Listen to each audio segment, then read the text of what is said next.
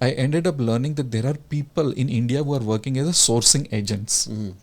That means that if somebody is coming from China, Japan, USA, European country, and they look for some kind of product, Right. whether it's a medical product, whether it's dry food, whether it's just simple kitchen equipments. Yep. And we have factories in Gujarat, Punjab, UP, right? Yeah. So what he does is that some these sourcing agents know that which item where I can source is better. Got it. Let's say Gujarat is good in these things, Punjab is good in these things, and he have just fewer contacts, not more than 10. Yeah. That he just not the factory owners of just 10 people, manufacturers. So when the people from outside of India contact him via Facebook or Instagram or anywhere, he just helps them to connect with the right manufacturer or provider. And how he earns money is that by just charging some kind of commission out of the deal. Let's say 2%, 3% from the buyer, 2%, 3% from the supplier. It's kind of like a finder's fee. Finder's field. Now the reason why this works very well is that what he told me was very surprising, is that he does mostly from just on the phone via WhatsApp or Zoom calls. Yeah. You don't need much resources. Another thing is sometimes there are some buyers in Europe or other countries who become the permanent or a long-term buyers of this supplier. Now, even if he doesn't do anything, it is given, it is non-verbal understanding that every time this person orders from this Indian manufacturer, this guy who is working as a sourcing agent will always get his cut. It's not like that he will just cut during the introductory time, first time. But let's say that customer is there for next 5 years, ended up ordering the big items for next like 50, 70 orders. He will always get his commission.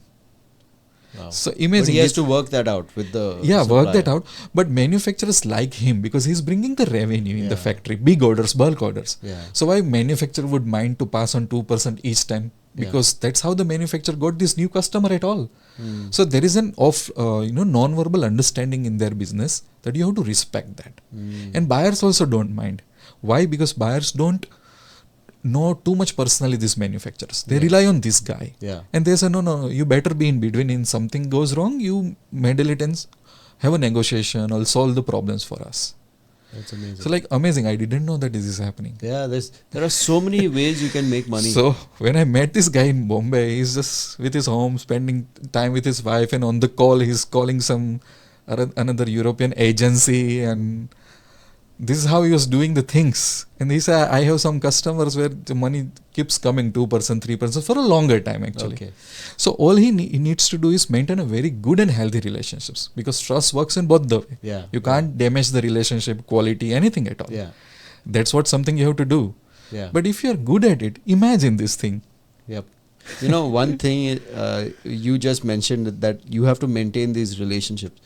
You know, actually developing your relationship skills is also a way to make money. Yeah. Because everything works on relationships. Right? Everything works on relationships. Everything works on connections, and everything works on commitment. Let's say if you walk with me, and if you know that apart from the quality of the product or services I provide to you, you know that I have certain ethics in such a way that you don't hesitate to refer me to your friends, colleagues and family members. So what I've learned in starting a business from zero is that first of all, don't focus too much on the revenue. Focus on your network and relationships. Yeah. Because that brings the revenue. See, sometimes quality is also possible to find outside. Right. People also find the better and lower price also. Why should they come to you? Because they trust you. Yeah. They trust on your word, on your behavior and ethics. They don't mind referring others' business towards you.